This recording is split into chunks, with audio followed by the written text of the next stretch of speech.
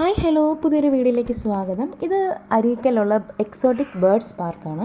പലതരത്തിലുള്ള ബേർഡ്സ് ഉണ്ട് ഈ ഒരു പാർക്കിൽ. അപ്പോൾ ഇതിൻ്റെ ഉള്ളിലേക്ക് കയറണമെങ്കിൽ 50 റുപ്പീസാണ് ഇതിൻ്റെ പാസ്. അപ്പം നമ്മൾ പാസ്സൊക്കെ എടുത്തിട്ട് അതിൻ്റെ ഉള്ളിലേക്ക് കയറി.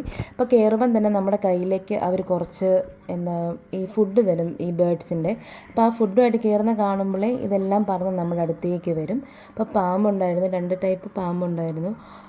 ഇതിനെയൊക്കെ നമുക്ക് കയ്യിലൊക്കെ എടുക്കുകയൊക്കെ ചെയ്യാം കേട്ടോ.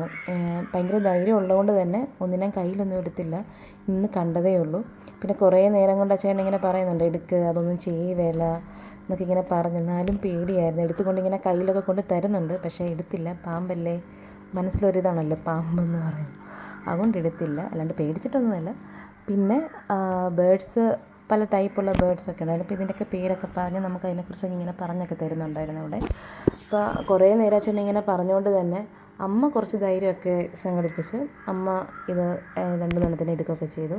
ഇതൊക്കെ കണ്ട് വളരെയധികം സന്തോഷിക്കുന്ന ഒരാൾ കൂടെ ഉണ്ടായിരുന്നു, വാവ.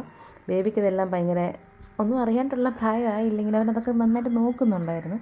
അപ്പോൾ കുറേ നേരം പറഞ്ഞുകൊണ്ട് അമ്മ ആദ്യമായിട്ട് എടുത്തത് ഇതിനെയാണ്. അങ്ങനെ അമ്മയെ എടുക്കുമ്പോൾ അമ്മയുടെ മുഖത്ത് കാണാം ആ ഒരു പേടിയില്ലാത്ത ആ ഒരു എക്സ്പ്രഷനൊക്കെ മുഖത്ത് നല്ലപോലെ കാണാമായിരുന്നു.